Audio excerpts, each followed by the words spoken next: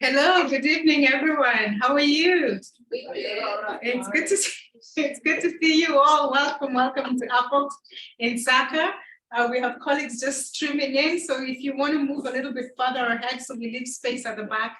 If there's space in front of you, so we can leave space at the back as people stream in and come in. So hello again. I am so delighted to welcome you all to the AfOx Insaka, the first one of the 2023-2024 academic year. My name is Dr. Anne McKenna. I am co-director of AfOx, and I see my colleagues around here. So what we will do, we'll have a short introduction to AfOx for those who are encountering us for the first time. Let me see by show of hands who's been to an Insaka before. Yeah, okay. If not AfOx fellows, I mean, not AfOx staff. They don't have a choice. And who's not heard of AfOx ever before? Good, great, wonderful. So I will share a little bit about what AfOx is and what we do, and then I'll do an introduction to our speakers for today. We have an exciting lineup, and then after we have heard from both of them, we will have sort of a Q&A at the end of that, and then we can go on and have a lovely drink afterwards. How about that? So allow me to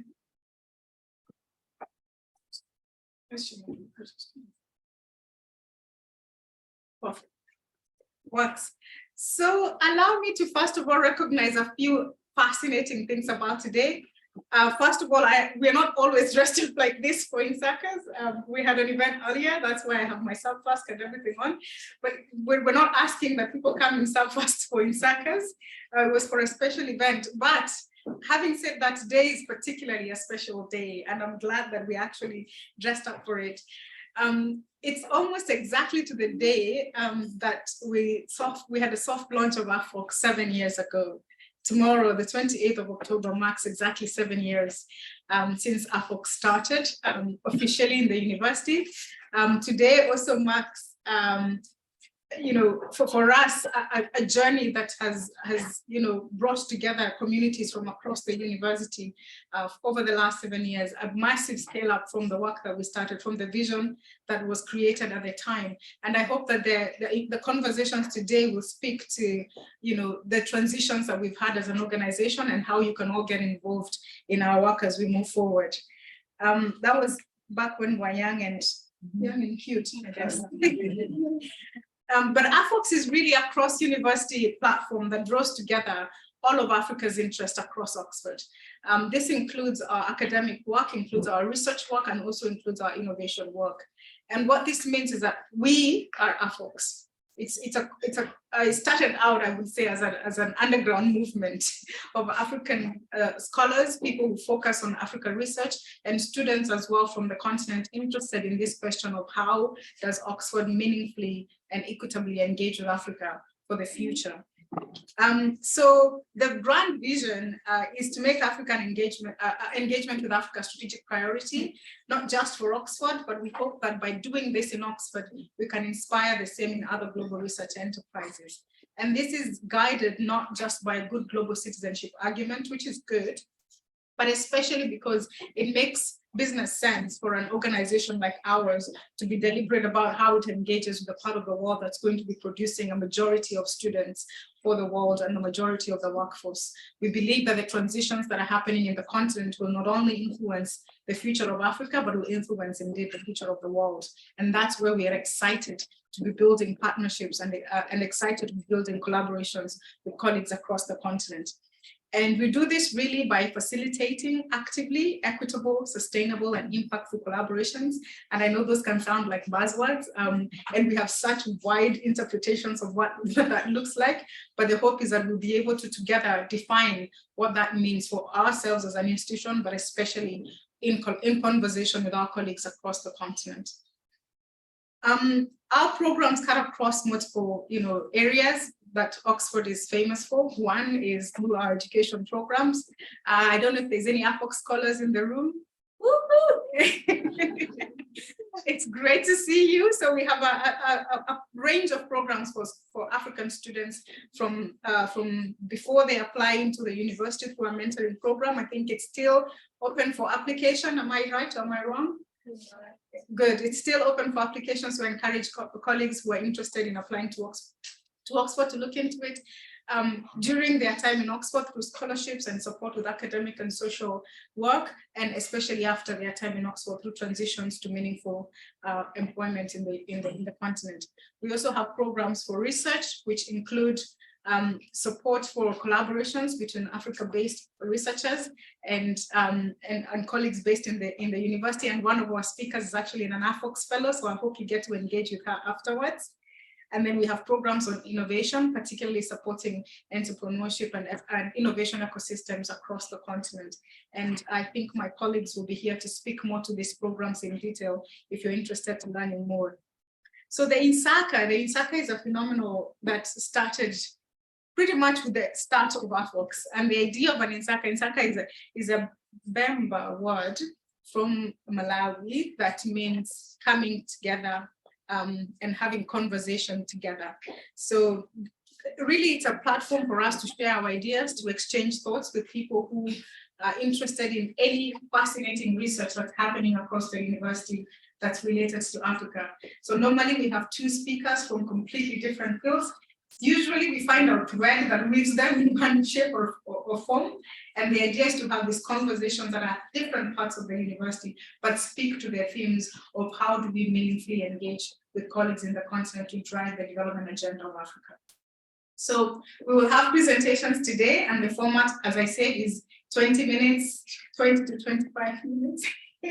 A presentation from our two speakers, and then we'll have conversations with ourselves. The key point is really to spur ideas from the audience, and we hope we'll have an engaging conversation afterwards. So you can get involved in multiple ways. Please sign up to the mailing list, participate in this and all our future events. Tap into the resources if you're a student or a researcher. Tap into the resources that are available within the AfOx website, and do encourage others to participate and get involved. At the corner there, you will see some of our annual reports. Please pick one and get to know more about what we do. And there's also a QR code if you prefer to have it digitally. Please look it up and get engaged with the kinds of work that we do. As I said, AfOx is us, and we define how it works or how it doesn't. So yes, and follow us on all the social media platforms, and if you have any questions or just interesting things that you want to pursue with us, kindly do email us. But you did not come here to hear me yak on about ourselves. I hope you're excited about the lineup that we have today, and I am so honored, deeply honored, to invite our first speaker for today, Professor Sir Charles Godfray. Charles, it's difficult to have all your CV right now. And I wouldn't even dare embark on such a task, but Charles is a population biologist, and he has broad interest across the interplay of science and policy. We stole him from Imperial College, and we're glad that we did. And he is currently a professor of population biology in Oxford, but also the director of the Oxford Martin School.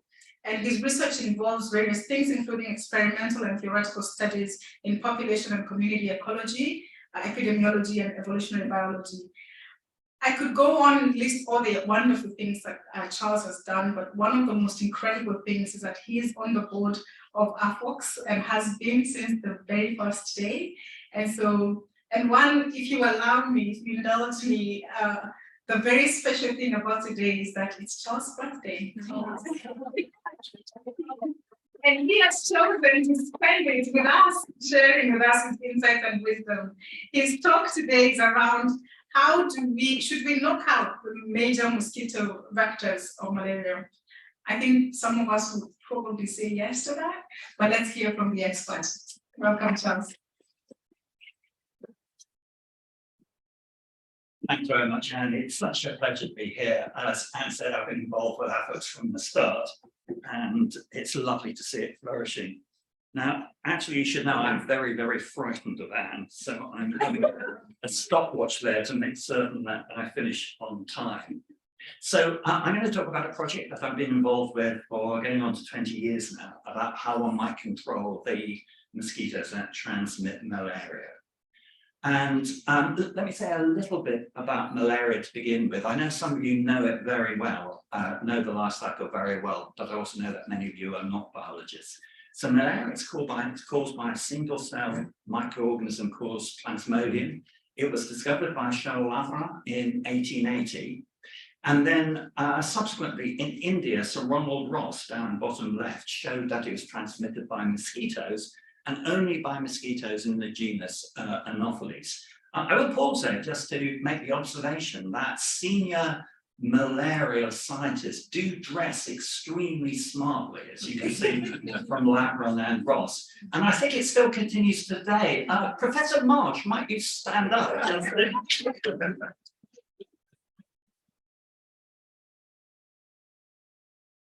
And the malaria, I'm not going to go through the whole malarial life cycle. We biologists give lots of names to all the different parts, largely so we can confuse our students. But the important thing for today is that the malaria parasite, when a mosquito takes a blood meal, it goes into the gut. You can see then it divides, it makes something called an oocyst.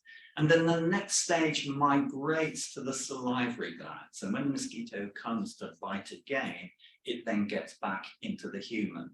Only a relatively small fraction of mosquitoes live long enough to both be infected once and then to infect a human a second time, but enough to cause the disease malaria. So many of you will be hugely familiar with this, especially those of you who live in sub-Saharan Africa. Globally, probably 4 billion people are exposed to malaria. These figures are not very certain, but there are probably 200 million clinical episodes of malaria every year. It's difficult because often fever is just associated with malaria. Somewhere around 500,000 deaths occur a year, mostly kids, and the majority of them in sub-Saharan Africa. So it is a really major disease. And you know, Plasmodium, that little single-celled animal, is probably the most dangerous animal on Earth. That shows where the mortality is from malaria. Malaria Act project, part of which is based in Oxford. You can see again the concentration in sub-Saharan Africa, though it occurs throughout the tropics. And that's 2005 and 2017. And the mortality has got better over that time, but it has stalled in recent years. So what can we do about it at the moment? Well, at the moment, we have some really quite good control measures. And again, those of you who live in Africa will be very, very familiar with this. So against the mosquito, first of all, we have insecticide-treated bed nets, and there is advances in that. The insecticides that are put on the bed nets persist for a longer period of time and have extremely low toxicity for anything that isn't an insect. And then, of course, you can spray indoors, what's so-called indoor residual spraying. You spray an insecticide that stays for a relatively long period of time. The mosquito comes and lands on the wall, picks up the chemical, and then dies. So we do have control measures at the moment, and we have control measures against a pathogen. So originally, the first wave of the sort of post-quinine drugs were chloroquine, but there are more modern drugs, especially artemisinin, which again many of you will know comes from this plant Artemisia, but then has been improved by synthetic chemistry. And the sort of the way malaria is treated today is through what is called artemisinin-based combination therapy, where you use a range of drugs to hit the pathogen. So this is the state of play at the moment. So the best current strategies, the artemisinin combination therapy, the drug treatment, and then we have bed nets and indoor spraying. Nevertheless, we need to prepare for these strategies failing. We know that resistance can occur against artemisinin and even when it's used in combination. We know that there is very prevalent insecticide resistance against the mosquitoes throughout Africa. And there is a race. We need to do more things. And there is evidence that recent progress has been slowing. And there is the narrative around what we would really like to do is to eliminate malaria in the way that we've eliminated smallpox and rinderpest, to give an example from outside humans. And the whole narrative around elimination is to a certain extent controversial. Is this to help promote? But if you take it seriously, then you have to think, how is one going to go the last mile? How is one going to eliminate malaria, for example, in the forests of central Congo, in war zones, such as some of the tragedies we see playing out right across the Sahel region, places where you can't get in health teams to apply drugs and to spread their nets. So it's by no means a depressing story. Against the against the malaria pathogen itself, we have new drugs, and extraordinarily, we have new vaccines. Now, I'm old enough to remember the old joke that vaccines are 20 years away from malarial, and they'll always remain 20 years ahead. And we have two vaccines at the moment, which have been approved by the WHO, including one from this university, from the Jenner. And it's enormously to the credit of Adrian Hill and his large team up there, how they've persisted with this year after year after year. And it's something all of us involved with Oxford, I think, can be hugely proud. Not only the other vaccine things that have been done, we'll all know over COVID, but malaria as well. But I want to talk about novel ways to target the vector. And there are a number of ways to do this, and I'm just going to touch on them rather than go into any detail. There are improved sterile insect techniques. And just in parentheses, a company called Oxitec that came out of the biology department here is the leader in this. And again, I'm just going to say it, but without explaining it. There is also the possibility of using an intracellular bacteria that can spread naturally through a population to interfere with malaria transmission. I'm not certain that's going to work, but it's something definitely worth exploring. So what I want to talk about is population suppression or replacement using gene drive, and in particular, these things called driving endonuclease genes. Now, the difficulty of giving a sort of talk to people from many different backgrounds, so that there are going to be, I suspect there are probably geneticists in the audience who know more about some of these things than I do. And then there are people with very, very different expertise. So I will talk a little bit about biology, and I hope it's clear enough to follow. If at any stage you get lost, don't worry. Nothing sort of depends on things I said earlier. I'll keep coming back. So I'm going to begin by sort of evolution 101. So what is actually evolution? Well, if you remember, we all have two copies of a gene. One we inherited from our mother, one we inherited from our father. And geneticists with astounding originality refer to these genes as big A, little a when they do their models and things like that. And all evolution is, at a really, really basic level, is big A competing against little a. Now, if big A is a gene that makes you, let's pretend we're zebras, if big A is a gene that makes you run faster from lions, or makes you have more foals, then that's going to increase generation after generation. That's how evolution works. That's how Darwin first formulated it. But there is another way that big A could have an advantage over little a. It could get into more gametes. Now, gametes is just the posh word for sperm or eggs. So when we produce sperm or eggs, then the dance of the chromosomes, the rather complicated way in which we produce eggs and sperm, ensures what is called a fair distribution. So the way it's set up means that only if you have a big A and a little a allele, half gets into one, half gets into other. So this is what I'm calling fair gene transmission here. If you have two different types of gene in you, then the vast majority of time, half your sperm, half your eggs will have one of them, the other half will have the other. So that's fair gene transmission. Now we do know a variety of rather weird cases. I used to study one in a parasitic wasp, where there seems to be some shenanigans going on, that somehow a gene has arisen that has slightly cheated the dance of the chromosome and can get into slightly more eggs or slightly more sperm than another. This is called biased gene transmission, and it's really quite well known, and us sad evolutionary biologists study it a lot and write papers about the mathematics of biased gene transmission. But there is something really quite extraordinary, and this is extreme bias. And this is actually not known from many things. It largely occurs in single-celled organisms, algae and things like that. Now, if you're interested, I'm very happy to talk more about it, but I'm not going to go into the details of it. But this is really, really strong advantage for the big A allele. A big A allele, if it can really cheat like this, can go through the population.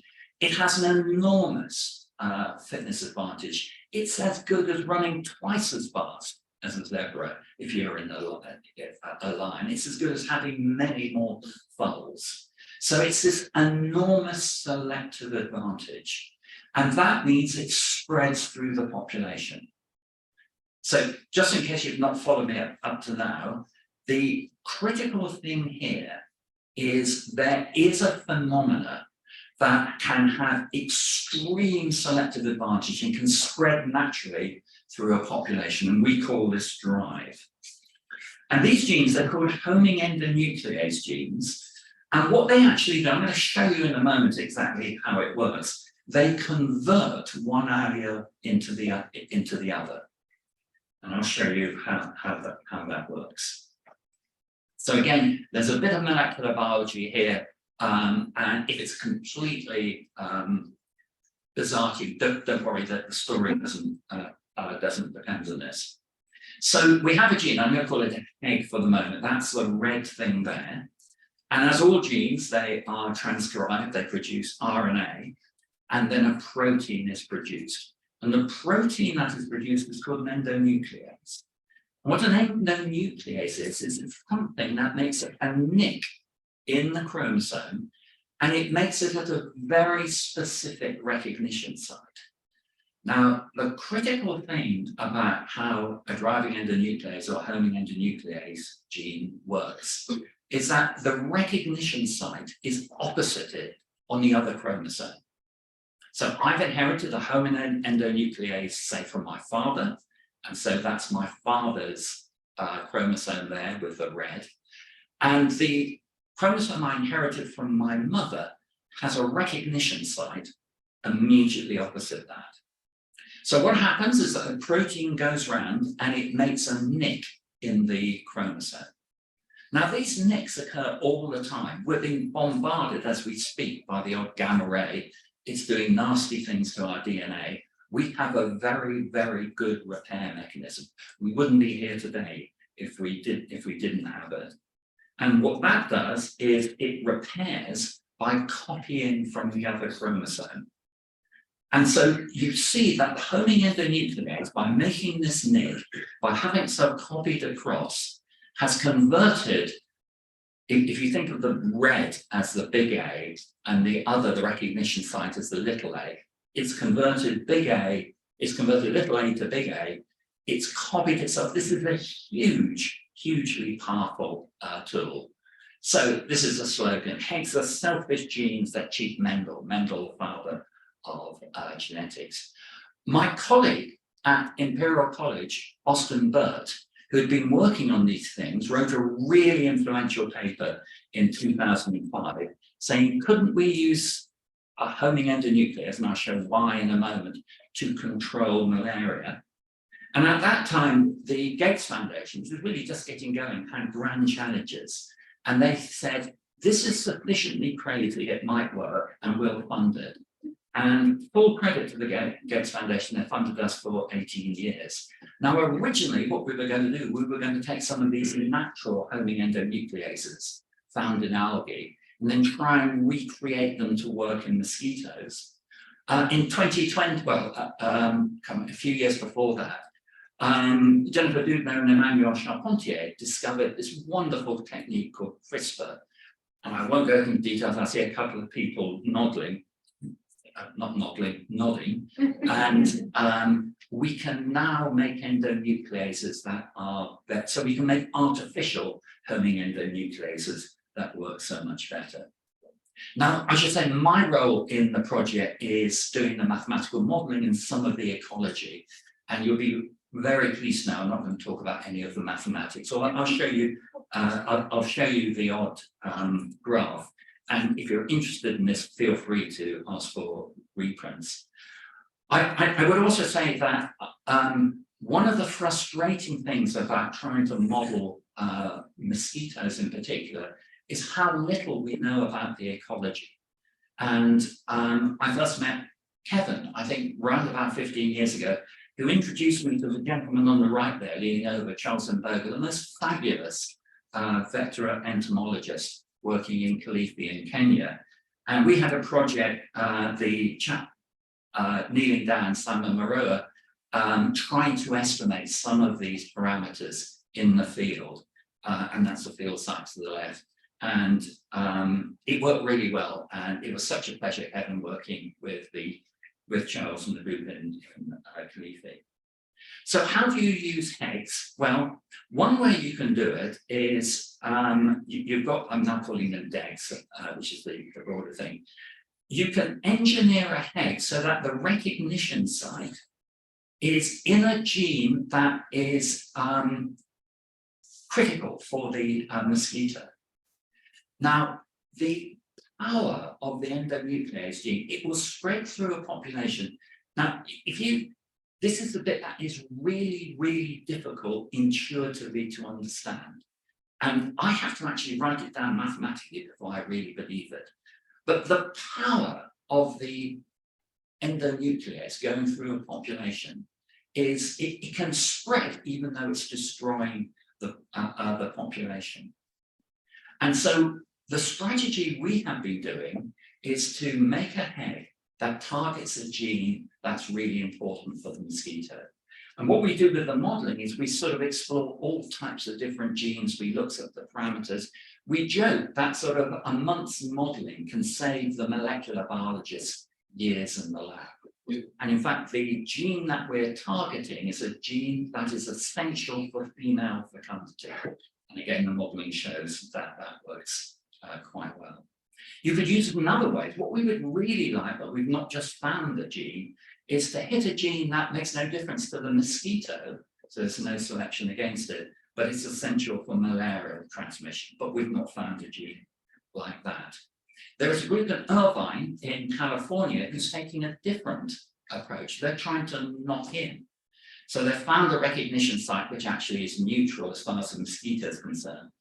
And they're using endonuclease just to spread through the population and to carry the green bit, a useful gene. And again, I won't go into any of the details. For those of you who are interested, it's an immunopeptide, which will interfere with the mosquito. So that's another group who's picking up Austin's idea and doing the difference. And then Austin had another brilliant idea, which is to engineer a recognition site on the X chromosome. Now, the X chromosome, that's one of our sex chromosomes. And in a male, it doesn't pair. But you could put the, to engineer the head on the Y chromosome is only in males, and have a recognition site on the X chromosome. And there it cuts, but there is no way in which the cut can be repaired. And so what it means is that the mosquito only produces males. And again, you can model it. You can show that this is a very good way of suppressing mosquito populations.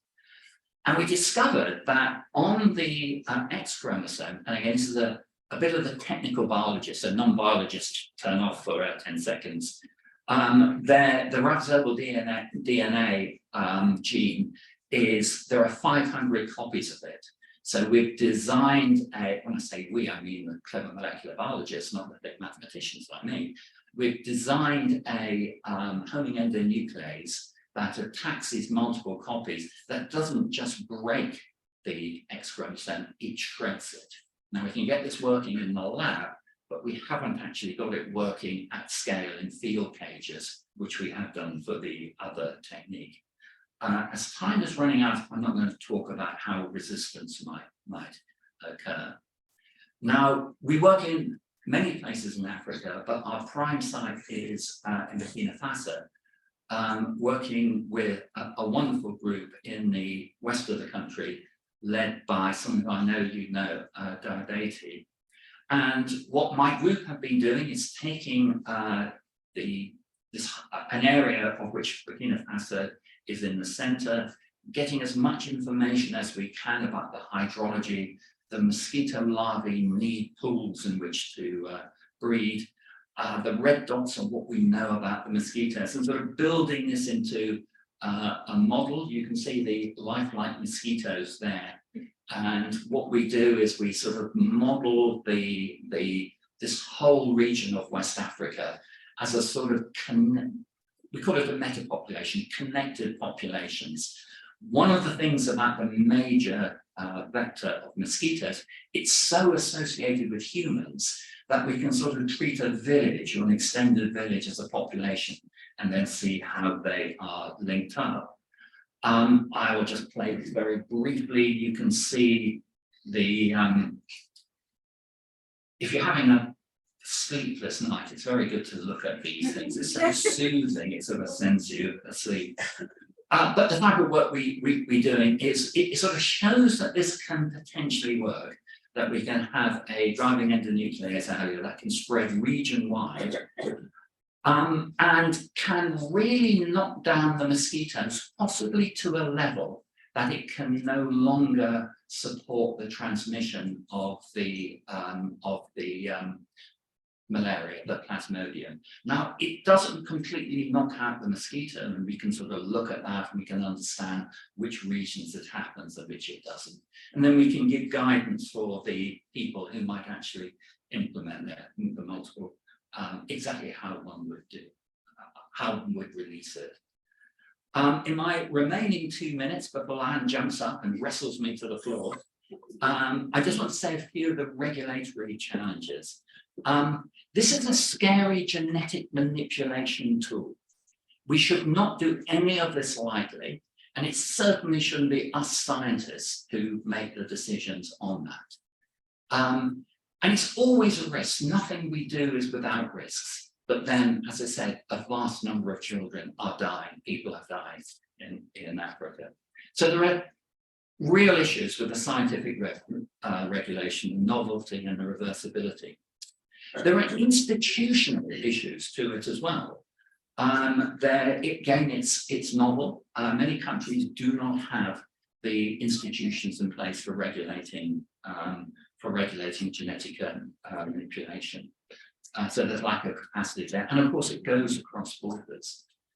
And then we want to involve people in making informed decisions. But these are some really quite hard concepts to discuss. Just very briefly, people also worry about whether removing Anopheles gambiae, this is our parasite, sort of evolved with us, whether it might make any difference to the community. Now, everything I know as a population biologist would say not, but we need to get the evidence to actually show regulatory authorities. And we have a lovely collaboration at the moment with the University of Ghana at Lagos in Accra, where we're looking at just how Anopheles gambiae fits into the local ecosystem of food web. So we're looking at bats, which are my favorite mammals, dragonflies in the middle. The thing on the left is the African vampire spider, and it lives inside huts and it feeds off the mosquitoes that are fed on humans. So it sort of eats human blood, but mediated by the mosquitoes. And again, just to finish off, licensed to operate it, who gives it, what does informed consent, what does conformed consent mean?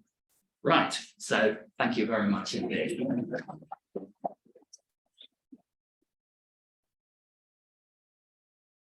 Wow.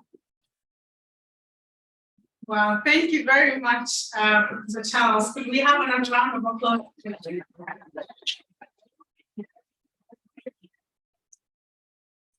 For all of us who are thinking, I give my consent, just go knock them. I'm over them. I'm done with this malaria business. Maybe let's hold on to that thought a little longer, and then we can engage in the Q&A afterwards. Thank you very much, Charles, and for making sure I didn't have to wrestle you. I'm delighted to invite our second speaker for today. I hope you're excited. We are moving from health all the way to energy.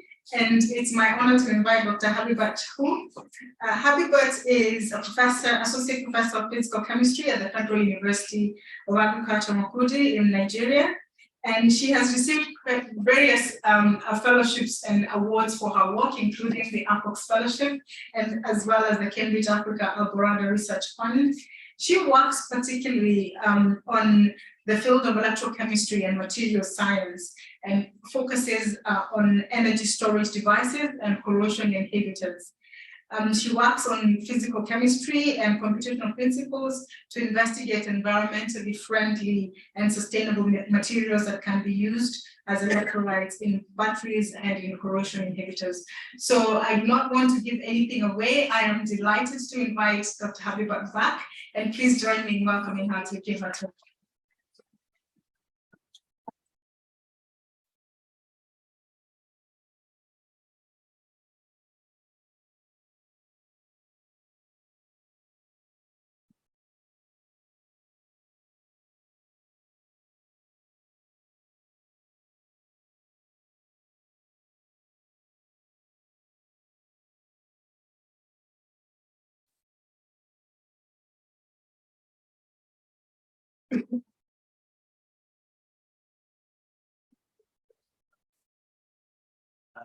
What's the first time?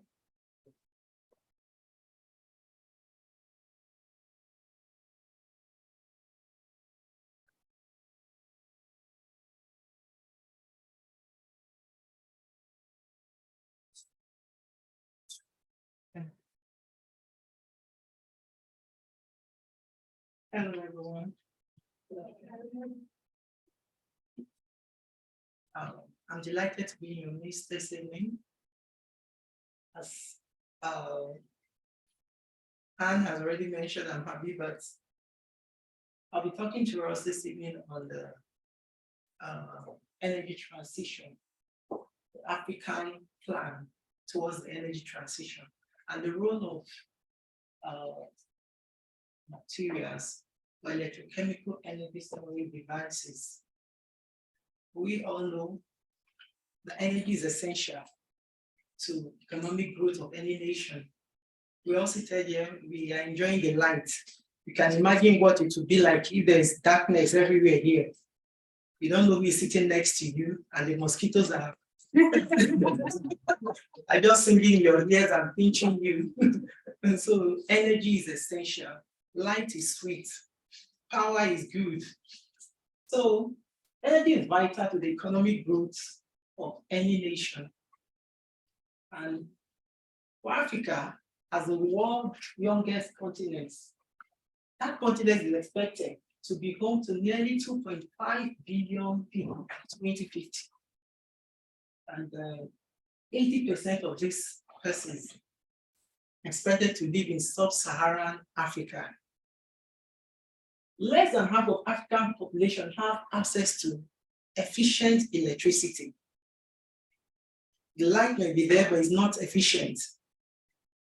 You may just see it, maybe it will just blink and off it goes.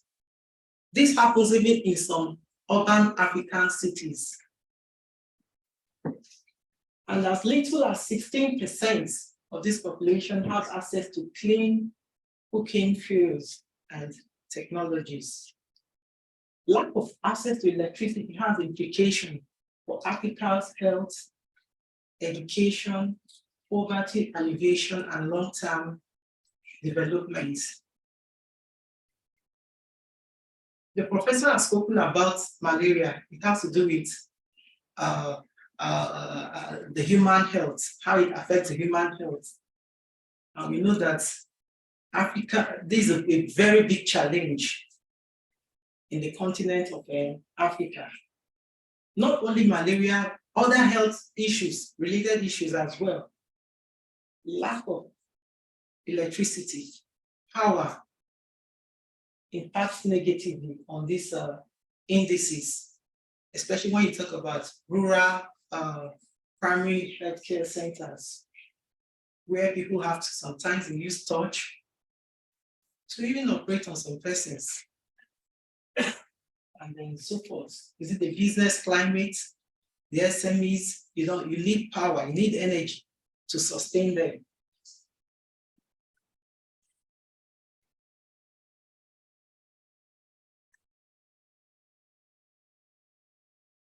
Go to the next one, please.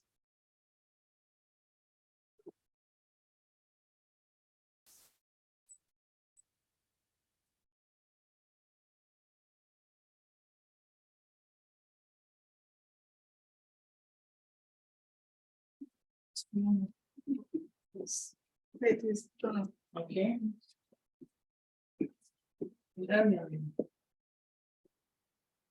Talking about energy, currently or globally, most nations rely on fossil fuels.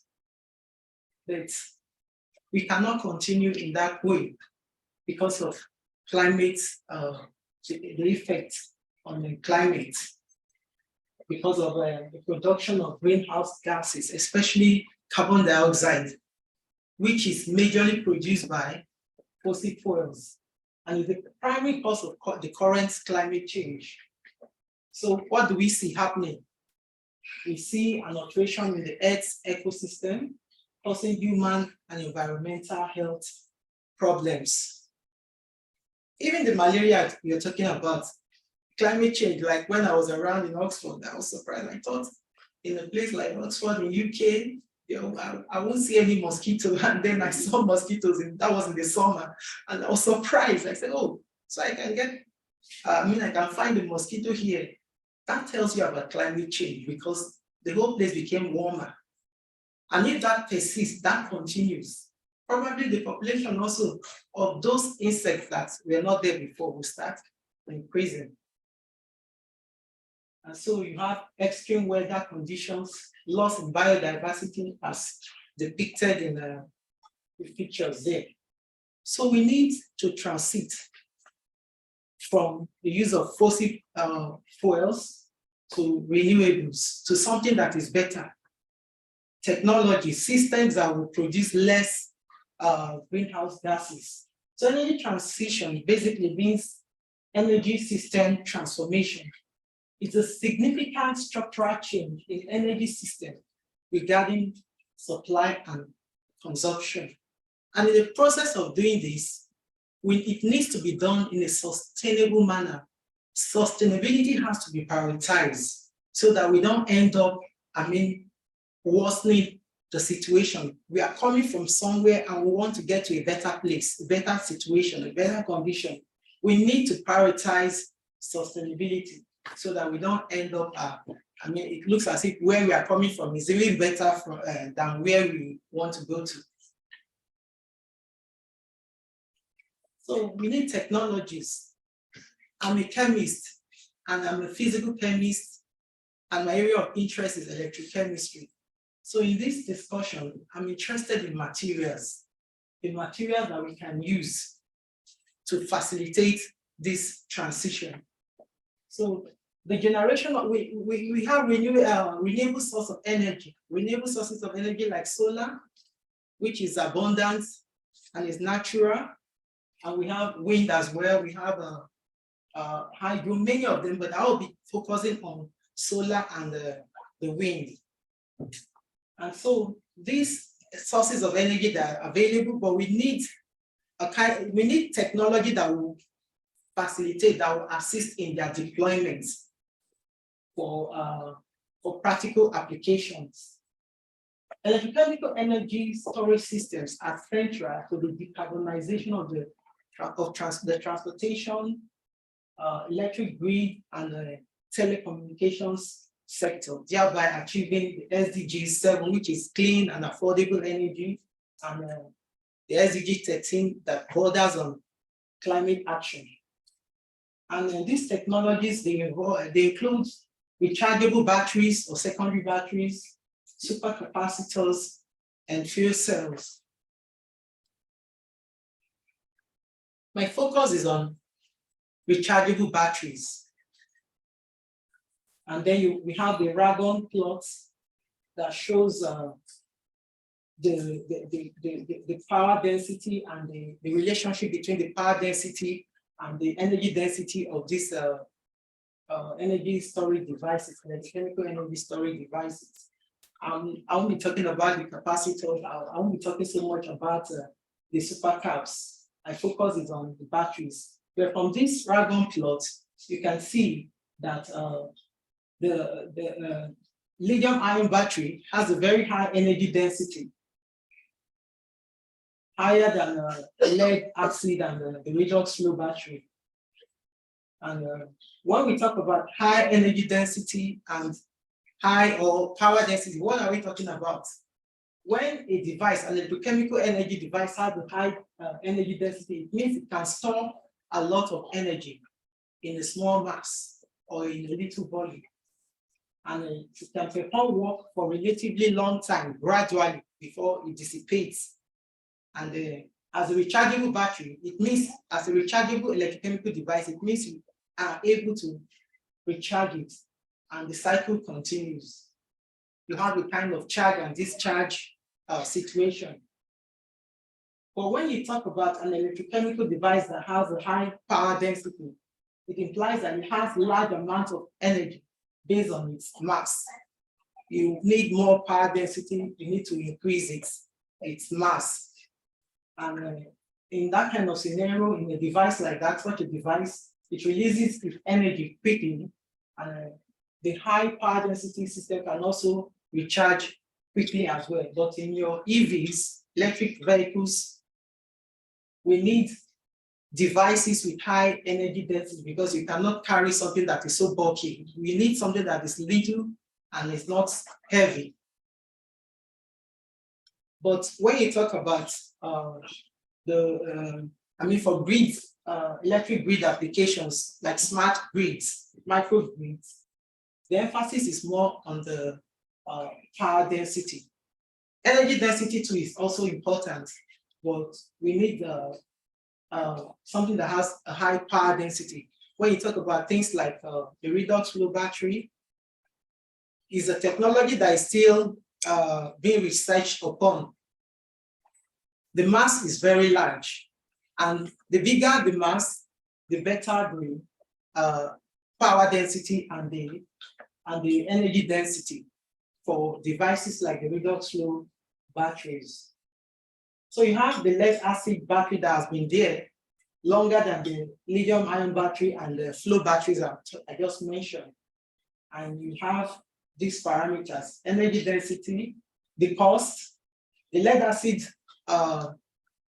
battery is cheaper. You all know it's cheap, but lithium is not so cheap. Flow batteries is averagely cheap, depending on the chemistry. Then in terms of energy density, the lead acid has a poor density, energy density of between 30 to 50 watt-hour per kilogram. The lithium ion is at the top. That's the king of all the batteries. It has a very high energy density. And then flow batteries is still very low. You have an energy density of below less than 25 watt-hour per kilogram.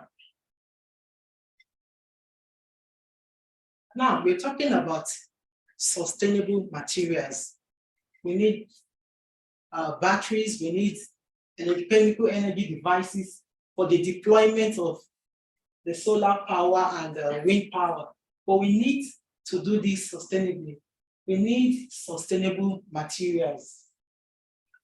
And then when we say sustainability, you can't compromise efficiency. Sustainable materials have to be efficient. They have to be, have a widespread. They have to be abundant. They have to be cheap and safe and have low environmental footprints. And the processes of manufacture and deployment has to be green. There should be a circular economy through efficient end of life kind of treatment. Throughout its lifetime to its use. And then some of these sustainable materials consist of biomass-derived materials. And then the critical materials like lithium, zinc, sodium, iron, aluminum. Critical materials are these raw materials that we need for producing electrochemical energy storage devices. Yeah, talking about energy transition in the African context, the transitioning process, as far as Africa is concerned, is slow compared to other nations of the world. This is despite the fact that Africa has a vast vegetation like sunlight and the wind intensity and a lot of mineral resources. It means all these have positioned Africa well to play a central role in the energy transition. In addition, nearly 50% of the countries in the region, they have substantial amounts of one or more critical minerals required for the energy transition. Like in Nigeria, for instance, the energy sector, the minerals have been underexplored to a great extent. What you have there, you have some kind of illegal mining taking place. But nonetheless, we have the top green mineral countries there, the DRC, Democratic Republic of Congo, you have them producing those minerals, Botswana, Gabon, Ghana, up to Zimbabwe. And I can assure you, these are the ones that have been documented. There are lots more of these minerals that have not been reported, but they are there. They are there and they are underexplored.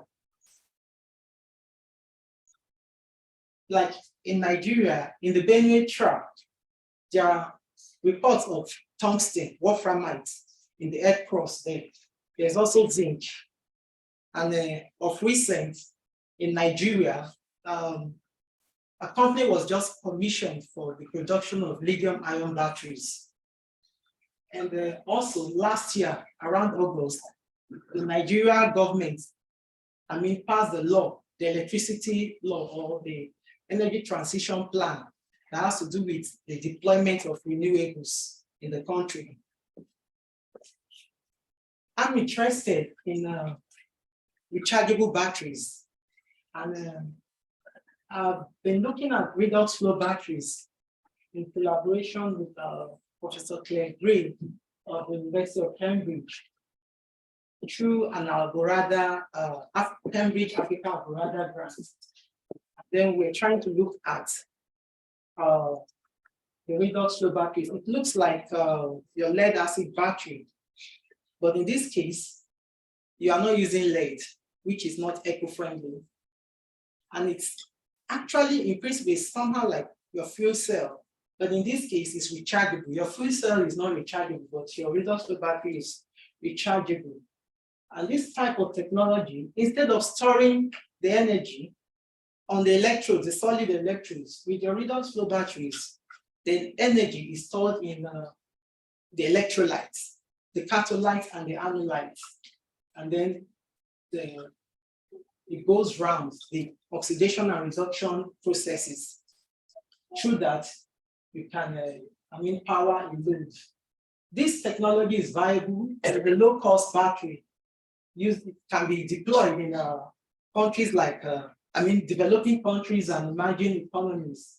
Stores electrical energy in liquid tanks filled with non-toxic organic chemicals. And you can see that the power and the energy that decoupled.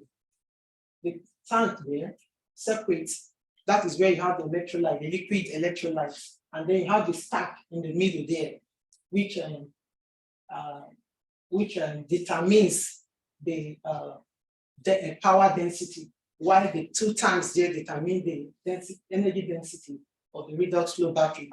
So you can play around these two if you want to increase the power density or you want to increase the energy density by playing around with the concentration of the electrolytes, the volume, and then the stack there also, you increase it.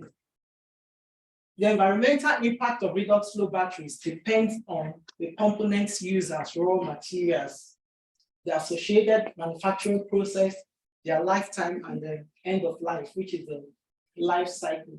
So there are various redox flow battery chemistries.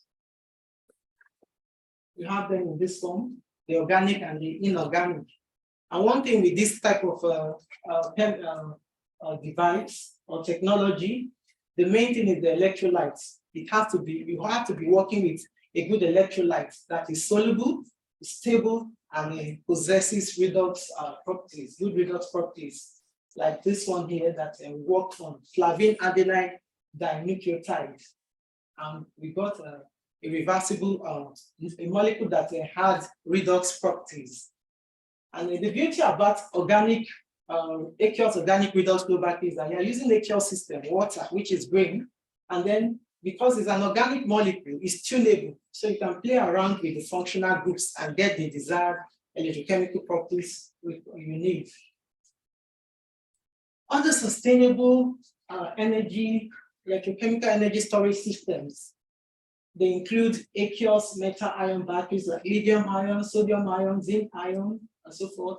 Metal air batteries. Once again, you want to make it sustainable, so make sure any other thing you are adding to this should be environmentally friendly. Like I mentioned, the sustainable materials like biomass-derived materials and some critical metals. So these materials can be used to produce the electrodes, your anodes or the cathodes, the binder, the electrolytes, and then the separators as well. So you just ensure what you are using are sustainable so that they don't hurt the environment. So my future work is on trying to derivatize some of these molecules that are used as electrolytes for redox flow batteries and explore other other flow battery systems, like the hybrid systems. And also with a background in corrosion, as a corrosion electrochemist, I'm interested also in mitigating corrosion or degradation via electrolyte and electrode engineering. I've been looking at some, we have some work on ground that we're trying to do with some other collaborators in Africa, South Africa, in Cambridge, and also in Oxford here. So it's quite an interesting field. The only challenge we have is that in Africa, we still need to do more, like investing in the facilities, research facilities. We need to do a lot, and our governments, some of our governments in Africa, they've not been helping in this regard. There was a time I was looking for collaborators from Africa, and it took me a while. I was only able to get many of them in South Africa. I'm talking about sub-Saharan Africa now, not North Africa. So we have a challenge in that regard. But I'm open for collaboration with persons that are interested in this field. Thank you very much.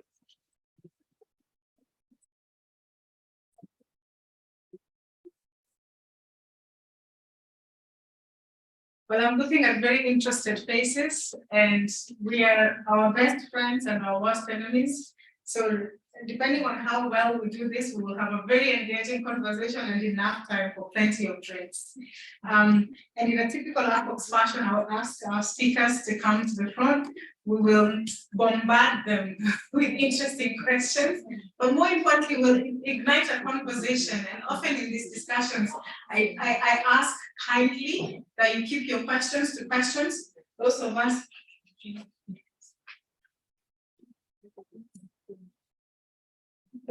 who like starting with this is not a question, it's a comment. Please keep the comments to the tea and the drinks. Let us actually ask the questions and try and be brief so we can hear from several people. Does that sound like a good idea? Could we have another round of applause for our speaker? Wonderful. We have a revolving mic going around, and there's a mic there for speakers. Great. Who wants to take the first shot? Good. There's already takers at the back, and there's another question here and another. So we'll take the first three, and if we make it brief, we'll do a couple of this round. So there's one here, one at the back, and one at the very back there. Then we'll come to you for the next So, Charles, I have a question for you. Since the gene drive is going to make female mosquitoes infertile, eventually it will affect male mosquitoes as well, the population of male mosquitoes. Male mosquitoes are important for fertilizing plants. So have you done any modeling to see, after how many generations you'll start getting that impact on agriculture?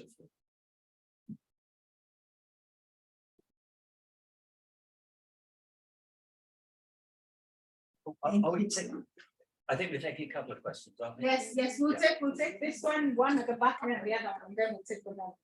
Right, thank you to both speakers. Really quickly, I was wondering, how did the choice of Burkina Faso come about? And given that it's a Francophone country, how are you working collaboratively across languages? Thank you.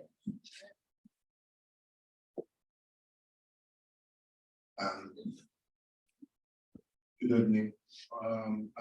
My question is directed to Professor Chance, and I'm speaking from the point of, I have sat in the Ministry of Health for the malaria program in Kenya. And the problem I usually encounter a lot is in terms of translational of these interventions from research to policy. And I feel it takes too long, and I feel we haven't been able to do much in terms of that aspect. I'll say a good number of my colleagues have heard about this, but have not actually had the chance to interact with this data, be able to come up with policy direction. So are we doing the best that we can in terms of translation of the science, and what should we improve in terms of the same? Good. Charles, do you want to take this? Thank you. Thank you. Those are great questions. The first one was, do mosquitoes, are they important for plants and agriculture? The answer is they're not. We're looking at this. Mosquitoes, you occasionally see them at plants, but very occasionally we can't get any pollen off them, so we don't think that they are, that will have any effect, but that is something we're looking at. The reason we're working in Burkina Faso is in Bobo in the west of the country. There's a fabulous molecular entomology group there led by Derbati. I just call him Derbati. I always slam it when I get to his surname. So it's a fabulous group we're working with there. The project, which is led out of Imperial College, of which I'm part of, all the documents we produce are bilingual. I have to say that when I go to Paris and a Frenchman speaks French to me, I can't understand it. When I go to Francophone Africa and Africans speak French clearly and slowly, I can understand African French in the way I can't understand French. And then the really interesting question about policy delay speed. I should have said a little bit more about exactly where we are in Burkina Faso. So we have taken genetically manipulated mosquitoes into the field and release them, but non-drive mosquitoes. And that is a sort of dry run for how one might do a release in anger. So we are going slowly. The speed at which we go shouldn't be determined by us. It should be determined by the regulators. In civil society in West Africa and in East Africa, there are some people who do not like this idea because it is a GM idea. They worry about it being the thin end of a wedge for other GM. There are ludicrous conspiracy theories out there about Bill Gates wanting to put a microchip into everyone, which does get into the sort of public discourse. So I'm not the person to ask whether it's going too fast or too slow. You know, I'm part of the research team. And I think one of the things that is really important is to bring up the institutional capacity within Africa so that Africans make the decision about this. Very diplomatic, okay? Good. We had a question, somebody in the middle here. Remember, there was a question here. There's a question here. Oh, there's a question from a guardian scientist. Okay, so we have one here, one lady here, and then walking at the back. And then we have a question here as well. So we'll take that one quickly. And some of them, if you have a question for Habibat, specifically raise your hand a bit higher, because then we can get different perspectives. Okay, okay. Good, there's one here. Good. Thank you. Thank you for the great presentation and what seems to be a breakthrough for many countries in Africa. Now, my question is in relation to what may go wrong in terms of maybe genetic mutation or anything that could go wrong, and looking at the state of Africa, at what cost is this going to be? Because we've seen the challenges that we faced during the COVID-19 and everything, and we know that this research is not free.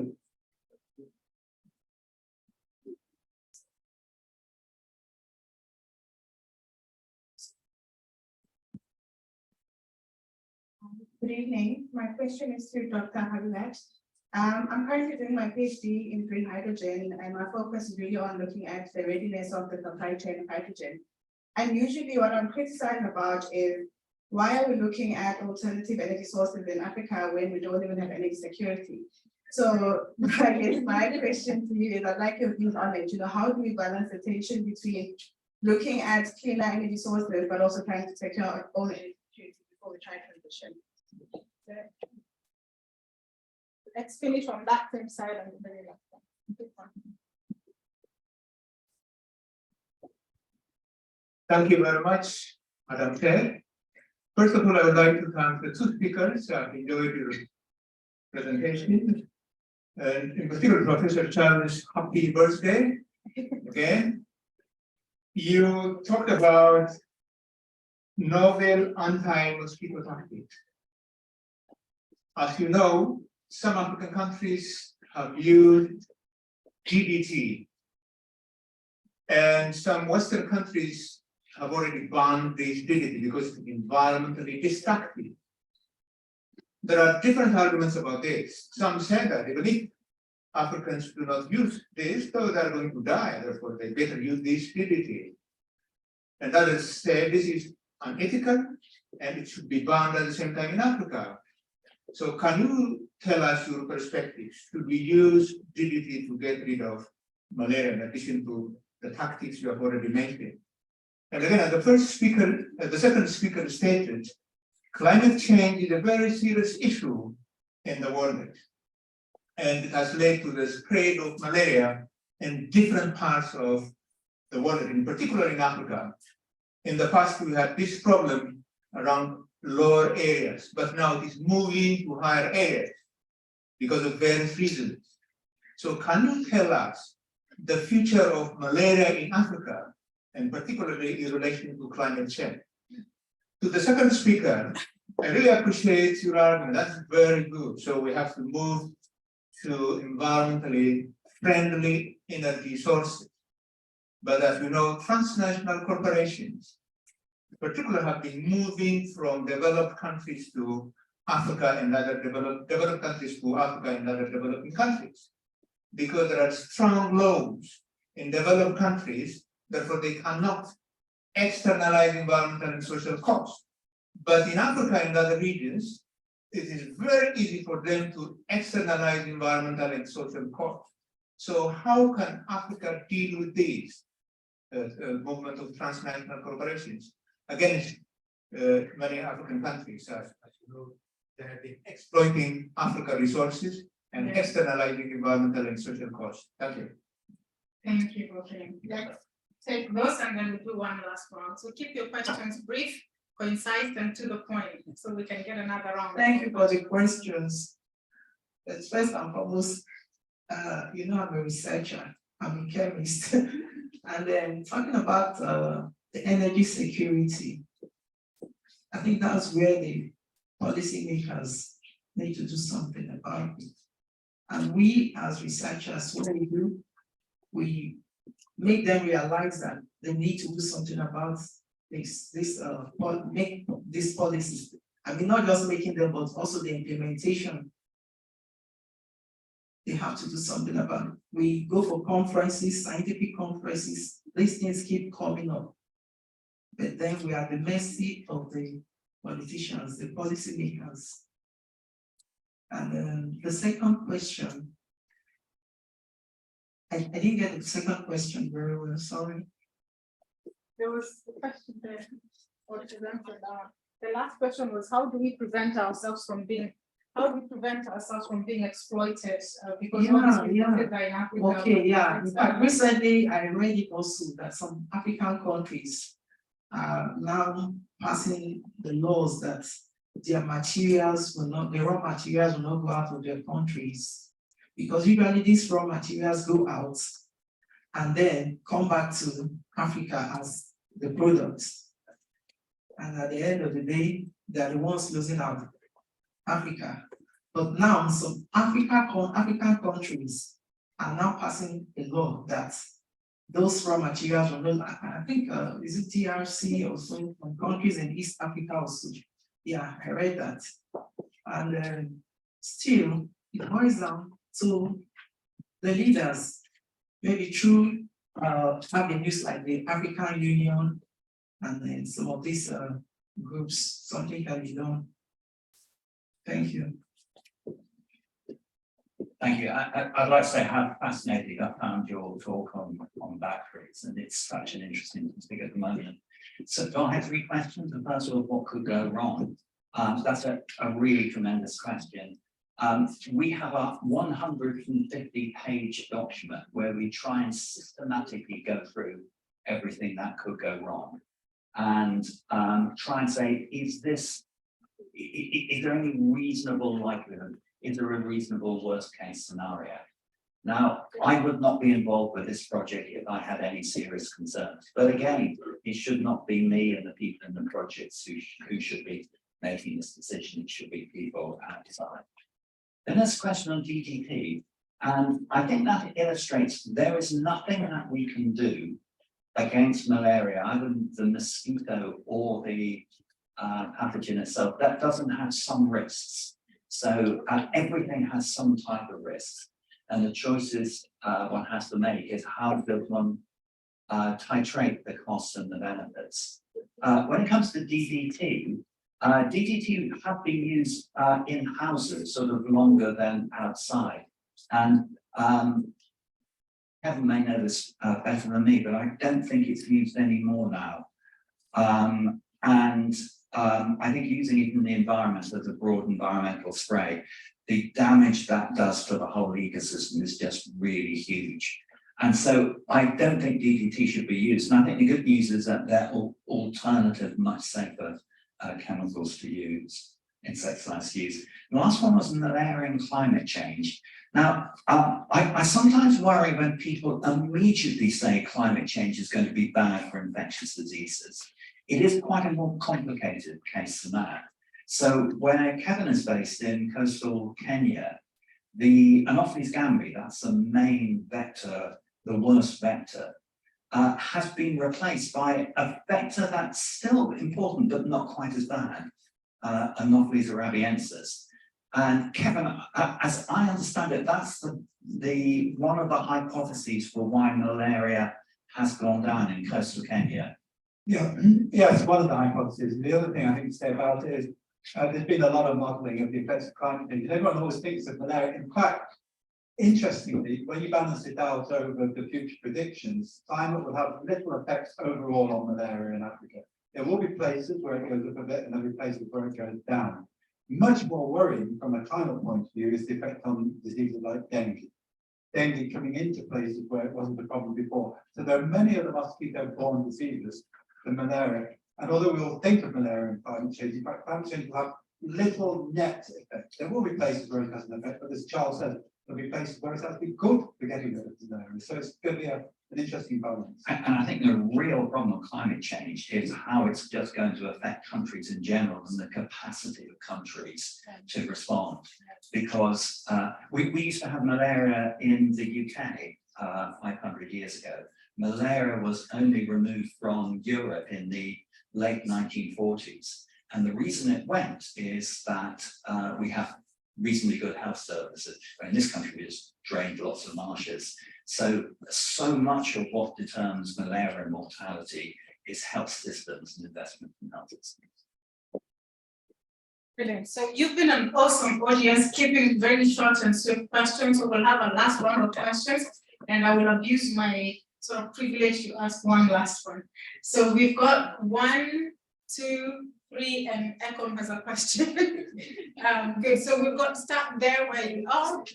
There's one at the back, and please kindly, in the same spirit, make it exactly one sentence so we can finish in time before the caterers move in and make it harder to have a conversation. Good. So we start at the back, one here, and then there's one in the front as we come this way. I wish I could make it shorter. Please, Your Excellency, try and make it exactly two sentences at most. To the second speaker, thank you. I know your answer to me would be you are not a policy maker. But why is it that you would be involved in such an essential research, but that research will not be done in collaboration with social scientists, supposed social scientists, and other fields who would coalesce everything together so that in the end, if your research becomes very productive, then it would be spread across rather than you finishing first and then you now have to go to the social scientists and see how your research affects other areas. Secondly, there is an inherent incoherence there's an inherent contradiction in your presentation. You say by 2050, Africa is going to have a population of about 2.5 billion people. Now, what that means is that that population can only progress when there is good manufacturing and industrialization. Now, when people talk about energy transition in Africa, Your Excellency, I'm going to ask you to make it one question. So this is my question. But the question I ask myself is, when you talk about energy transition, which country in the world has ever gotten to industrialization level to sustain a population of about 2.5 billion using renewable energy systems? Surely the West did it through fossil fuel. What makes us think we can do it through renewable sources? Thank you. Thank you very much. We have one question here, yes, there, and then. Okay, so mine is on storage systems. Like we know that renewables like wind and solar, the biggest challenge is their intermittency. So I'll just ask, so the challenge with storage is the high cost, especially for batteries. So what are your ideas on how we can bring the costs down for battery storage? And my other question is, we saw in your graph that fuel cells have a very high energy density and they're very good for long-term storage. And fuel cells use hydrogen. So what's your perspective on hydrogen as a form of storage and the future of that. Okay, brilliant. There's a question here.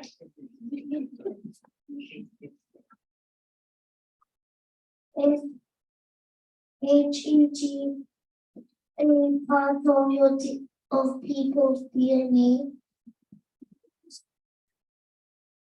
Okay, good. And then you have one last one here.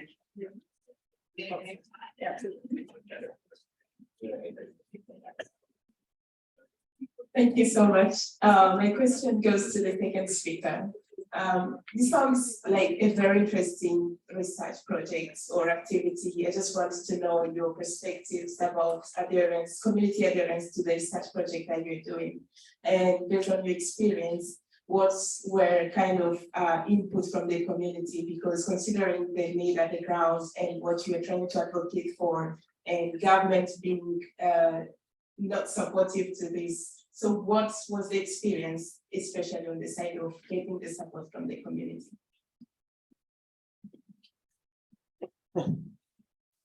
Thank you. I'm curious about the low-cost fuel storage mechanisms you discussed, such as redox flow batteries. So I'm just wondering how big a role do you think things like that will play, and is there much investment and research funding available for those types of low-cost technologies?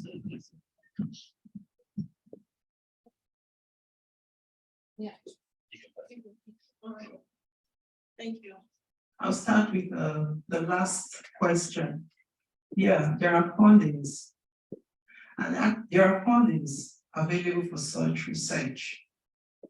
Like the work I did, I received the funding from the Cambridge Africa Brother Research Fund, and there are also bigger fundings from Shell. But it's still at the research stage. There are various redox flow battery chemistries. The one that has been established is something like the vanadium redox flow battery. They've been working on it in Australia, the Maria, sorry, I can't pronounce that name. It's something I can't remember in Australia. I know they've been doing a lot of work. It's already an established technology, and others are the zinc bromine redox flow battery.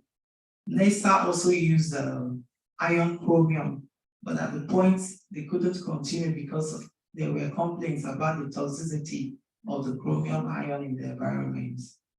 And I think I answered the question. And then you said something about the community. Yeah, I think your question is related to what the other person said about social sciences. That's why I'm here.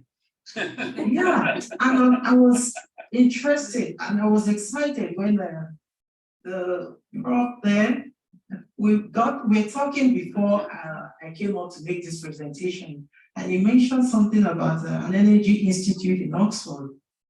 And within me, something stirred. I'm like, yes, because actually I'm looking forward to such collaboration with people in the social sciences.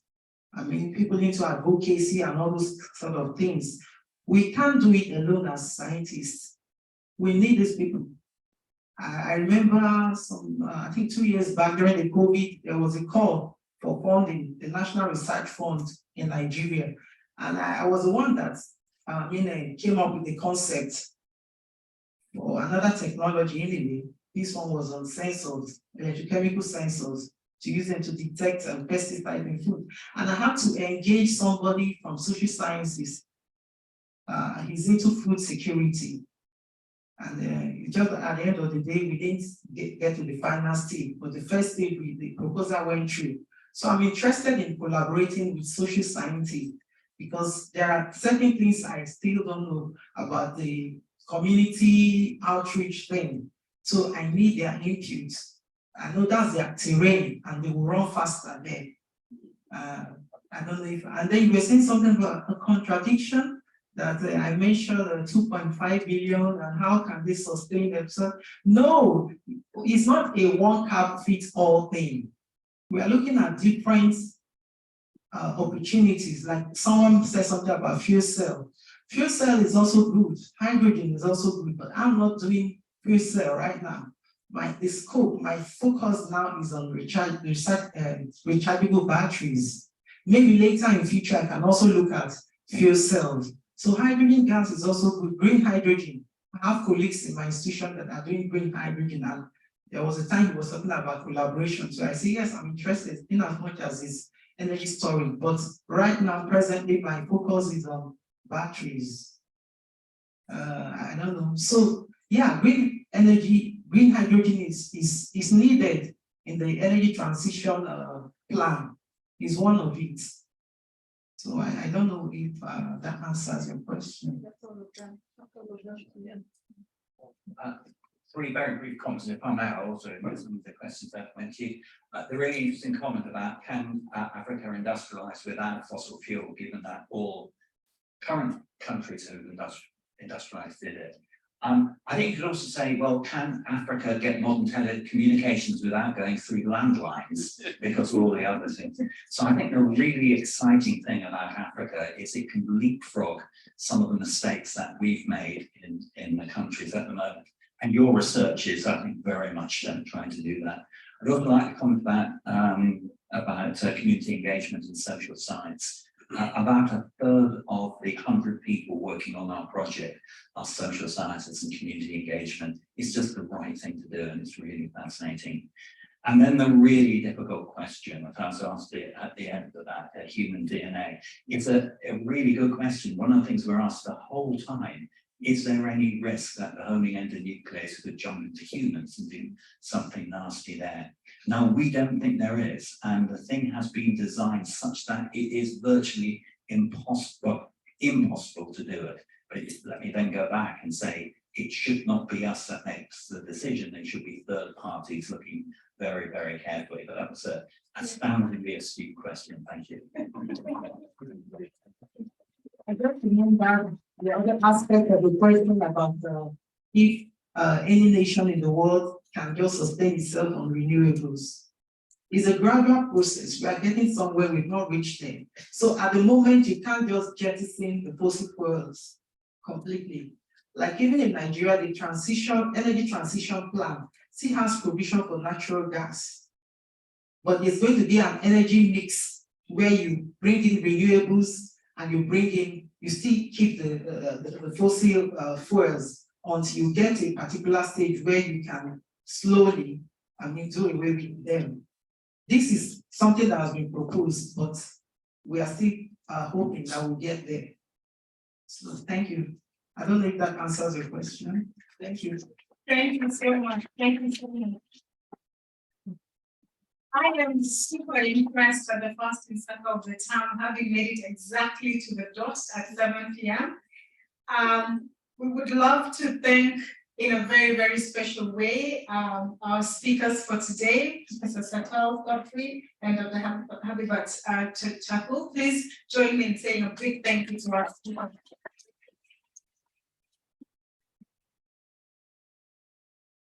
Again, join me in thanking the incredibly phenomenal AfOx team that seems to make miracles happen every single time. Chimamwe, Esther, thank you so much for making sure that the day went smoothly, and thanking our team at fellow colleagues that have prepared niceties for us. So there's a quick survey at the end. If you just scan the QR code, you'll be able to help us make this an even more enjoyable experience for you. We run these Insakas once a term, so you've got a once in 3 months opportunity to engage in this conversation. We will run other sessions in the coming term. Please look at take a look at our website and sign on to the mailing list so you can keep being informed. And without much further ado, thank you so much for your time and have a wonderful, wonderful Friday. I hope we can continue the conversation over drinks, whatever your poison is. Thank you so much.